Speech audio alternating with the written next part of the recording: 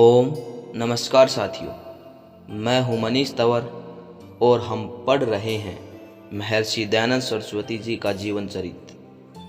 पिछली कुछ वीडियो में आपने पढ़ा कि किस तरह से स्वामी जी घूमकर देश में जो पाखंड फैला हुआ है उसका खंडन कर रहे हैं। अब आगे का घटनाक्रम इस प्रकार से है।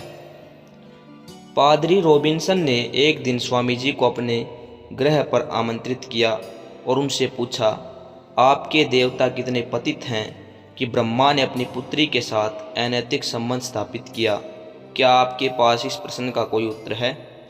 स्वामी जी ने तपाक से कहा, क्यों नहीं, एक ही नाम के बहुत से व्यक्ति होते हैं।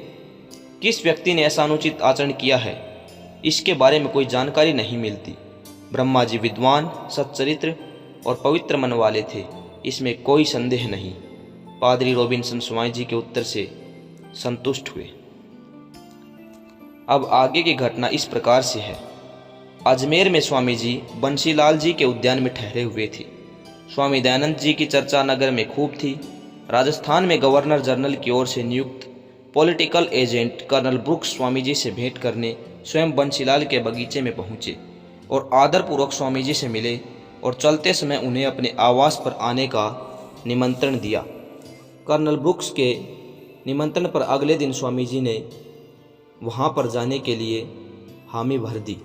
कर्नल ब्रुक्स ने अगले दिन स्वामी जी के लिए गाड़ी भिजवा दी। स्वामी जी उनके निवास पर गए और घंटों धर्म चर्चा की। इस चर्चा में स्वामी दयानंद जी ने गोपालन के लाभ कर्नल साहब को सप्रमाण बतलाए। वे स्वामी जी के तर्कों से सहमत हुए तो स्वामी जी ने उनसे आग्रह किया कि आप गोवध को बंद क्यों नहीं करवा देते। कर्नल ब्रुक्स ने स्वामी जी से कहा कि यह मेरे अधिकार क्षेत्र से बाहर की बात है। यद्यपि कर्नल ब्रुक्स साधुओं पर आस्था नहीं रखते थे, परंतु वे स्वामी जी के व्यक्तित्व और विद्वता से इतने प्रसन्न हुए कि उन्होंने आदर सहित विदा किया और लॉर्ड साहब के नाम उनसे मिलने के लिए एक चिट्ठी भी लिख दी। अब आगे की घटना में यहाँ से हम पढ़ते हैं, स्वामी जी के भय से जब एक महंत ने नगर ही छोड़ दिया था। बात उन दिनों की है कि राम स्नेही मत के प्रमुख महंत अजमेर में उपस्थित थे।